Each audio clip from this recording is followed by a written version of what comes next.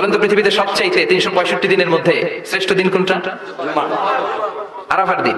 হজে যারা গিয়েছেন আরাফার দিন দেখেছেন না? ইজহারার রেদা করে আমরা লাব্বাইক আল্লাহুম্মা লাব্বাইক বলি। এটা সারা বছরের মধ্যে শ্রেষ্ঠ দিন। আল আরাফা আল হজ্জ আরাফা, আরাফাটাই হজ। কেউ যদি আরাফার দিনে থাকতে পারে তার হজ হয়ে গেছে, আলহামদুলিল্লাহ। আর হজে সব করেছে, আরাফা করে নাই, হজ হবে না। কথা বলেন, হজ হবে না। তার মানে বছরের শ্রেষ্ঠ দিন আরাফার দিন। এদিন আল্লাহ এত সংখ্যক বান্দাকে একসাথে ক্ষমার ঘোষণা দেন, বছরের কোন দিন এত মানুষকে ক্ষমা করেন না।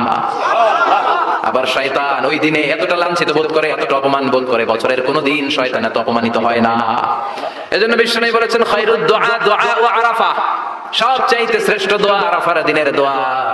বিশ্বনবী বলেন আরাফার দিনে একটা দোয়া আমি করি, আমার আগে সব নবীরা ওই দোয়াটা করতেন। দোয়াটা হলো লা ইলাহা ইল্লাল্লাহ ওয়াহদাহু লা শারীকা লাহ লাহুল মুলকু ওয়া লাহুল হামদু ওয়া হুয়া আলা কুল্লি শাইইন কাদির। সুবহানাল্লাহ পড়েন।